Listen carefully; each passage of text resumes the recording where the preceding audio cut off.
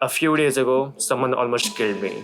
I'm walking to my gym like I normally would, and a stupid driver breaks the signal and runs the car on me with full speed. Just before the car can hit me, I jump on the other side and I'm barely saved. If I did not take that jump, I'd probably be dead right now. I naturally assumed that this is going to be a girl who is driving because girls don't know how to drive. They will hit you with the car, they will kill you almost, and blame you for walking. But then I look back at the car. It looks like a very expensive car. I don't know much about cars, but it looks pretty expensive. It has those black glasses for privacy and stuff. And something inside me tells me that the driver of this car, it is going to be some muscular guy who looks very angry. I'm totally expecting that he's going to come out and start fighting with me. Now, I might have a lot of muscles, but I don't want some straight fight or some sort of drama. So I subconsciously decide that I will try to fight with words and try to not escalate that much. I don't want to start a drama, especially with some sort of buff, strong guy who might have a weapon or something. Luckily, the driver does not stop. He drives away, I start walking, I pretend as if nothing happened, but then I think, what if the driver was one of those skinny little TikTok boy? Would I still try not to escalate or would I fight him? I was pretty angry myself because this stupid person almost killed me. And if it were some skinny little guy, I would not let him go just like that. And this is the first real life perk you can have, the way you look. If you look like one of those dangerous looking muscular guys, people will not fight you that easily. You can get away with a lot of things. As a person who went through my own looks maxing transformation, I can clearly see how people treat you much better when you look better. There was a time when I was looking like this skinny, weak boy, and girls used to say stuff like, I'm never going to get married, I look so ugly, and they would laugh on me right in front of me, like in groups. And even for guys, they would always make fun of me for being so skinny, being so weak. None of that happens now. I feel quite confident, and every now and then I will get a few compliments for my muscles, which is a nice thing to have. A lot of you might know what is halo effect. Basically, people who look better get treated better. There is a lot of scientific research proving this, and the most extreme version of this is called simping. The best part is that you don't have to look like a fucking supermodel to get the benefits of the halo effect. You can instead use something called as the archetype. Archetype is basically the kind of image you want to portray in front of other people. Let's say you go to college, you take part in some coding competition, you make a project, and you're supposed to show this project in front of judges. Basically give a presentation. You can wear some oversized t-shirts, some nice pants, you can look very muscular, and that is going to be a huge mistake. Because even though it makes you look good, it makes you look muscular, it also makes you look dumb. If your goal is to impress your friends in the college, these clothes work. But people generally associate being muscular with being dumb. When giving a presentation, you want to look smart. What you should do is take some nice glasses, wear them, wear a nice polo t-shirt or something like I'm wearing right now, or a proper formal shirt that makes you look like a CEO, and you are going to look 10 times more intelligent. Think about how crazy that is. There is also a research where people were supposed to wear some doctor's coat. They were supposed to do some task, and after wearing a doctor's coat, their performance in that task was significantly improved. So wearing certain type of clothes not only makes other people think that you are smart, it also makes you smart.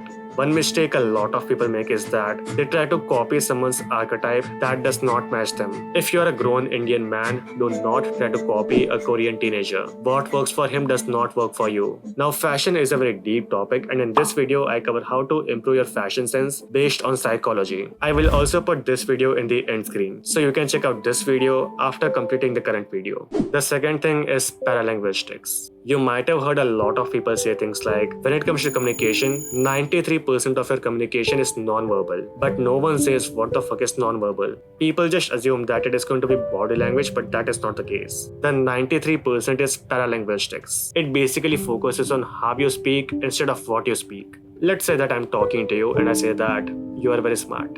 It sounds very genuine. If I say the same sentence like, you are so smart, it sounds like I'm making fun of you. I'm calling you stupid. The exact same sentence can mean two completely opposite things just by the way you say that thing. There are a lot of things in paralinguistics. So for example, this, a pause. Pausing is very powerful. Pausing at the right time can grab people's attention. Then there is your pitch, your accent, how fast you speak, how loudly you speak, how slowly you speak, your body language, and a lot of other things. Speaking very fast, speaking like a robot, that is very boring. No one will listen to you if you speak like that.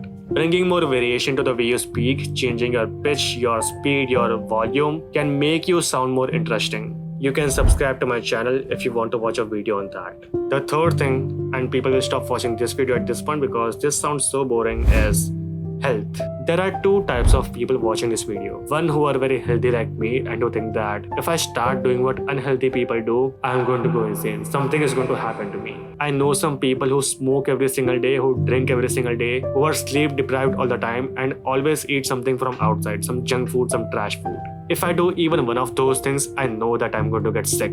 There is another group of people thinking that I am very unhealthy, I smoke every now and then, I drink every now and then, I eat some trash food every now and then, and my sleep is completely fucked up, but I'm doing completely fine. There is nothing wrong with me. And both the people are correct. In a research, there were three groups of people: no alcohol, less alcohol, and high alcohol. All of them are supposed to do some task, and the group with less alcohol and the group with no alcohol, their performance was very similar. The group with high alcohol was not able to perform very well as expected, but after doing a brain scan of these groups, it was found out that the group with less alcohol, even though they were performing very similarly compared to no alcohol, they were still getting a lot of disadvantages of the group with high alcohol. And this happens because human body is very adaptive. You can do all the bad habits, all the drinking, all the smoking, eating all the garbage food, and on the surface it looks like you're completely fine, you're completely normal. But from the inside, your body is sacrificing a lot of things, it is compensating for a lot of things to make you act like a normal person. And that works until a certain point, until at some point your body feels it can no longer compensate for anything.